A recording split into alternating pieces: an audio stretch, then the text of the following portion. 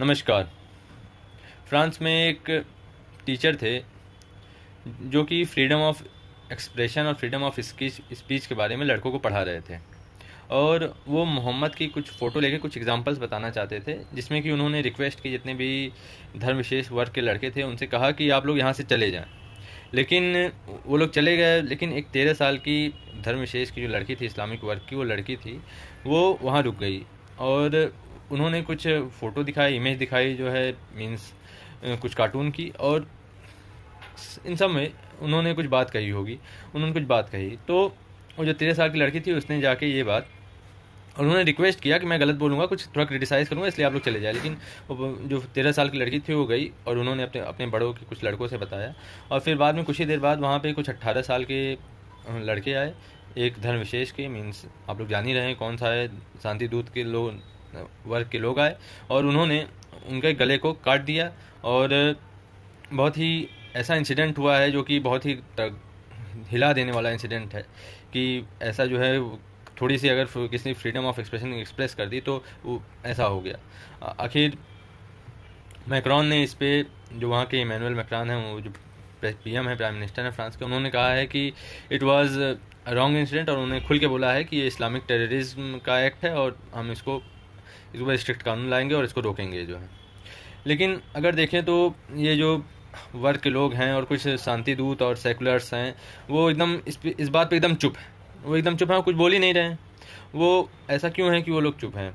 आखिर क्या ये इंटॉलरेंस का एक्ट नहीं था कि किसी का आपने क्रिटिसाइज़ किया और आप एक लीगल एक्शन भी ले सकते थे, बाद में अगर कुछ चाहते थे आप विरोध भी कर सकते थे, लेकिन आपने जस्ट जाके उसका गला काट दिया। कितना हद तक ये जस्टिफाइड है?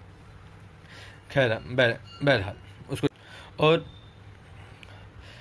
यहाँ पे जितने भी हैं, राना अयूब, जितने भी लोग हैं, सब एकदम चुप बैठे हुए हैं। आखिर उसने तो अपने फ्रीडम ऑफ एक्सप्रेशन का तो इस्तेमाल किया था, उसने कोई ऐसा क्रिटिसिज्म तो किया नहीं था, उसने कोई ऐसी गाली भी नहीं दी, उसने जस्ट फ्रीडम ऑफ एक्सप्रेशन का इस्तेमाल करके अगर कोई गलत चीज़ है, अगर किसी चीज़ में गलत चीज़ है तो उसको क्रिटिसाइज़ करना क्या गलत है या उसको सही है कि उसको सुधार लिया जाए। आखिर मैं भी ये कहता हूँ कि अगर सनातन धर्म या हिंदू धर्म में कोई अगर पुरानी परंपरा है या गलत परंपरा है तो उसको सुधारी जानी चाहिए, उसको क्रिटिसिज्म होना चाहिए आई जनरली से, उसका लॉजिकल क्रिटिसिज्म होना चाहिए।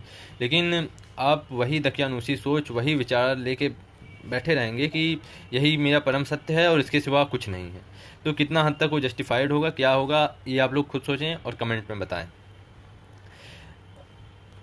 सबसे बड़ी बात तो ये है कि कुछ लोग इस क्रिमिनल, इस टेररिस्ट एक्ट को जो है जस्टिफाइड करने भी आ जाते हैं। कुछ लोग इसमें कहना चाहते हैं कि ये एकदम सही एक्ट है, उसने क्रिटिसाइज़ किया इसलिए मार दिया। लेकिन ये वो कहते हैं कि इंडिया में बेलिस्फेमी का कानून है, उसमें 3 साल की सज़ा है, इसको वो लेते हैं। लेकिन अगर हम बेलिस्फेमी कानून को देखें तो ब्रिटिश के समय लाया गया था और कानून पुराना हो गया, अब उसको बदलने की ज़रूरत है।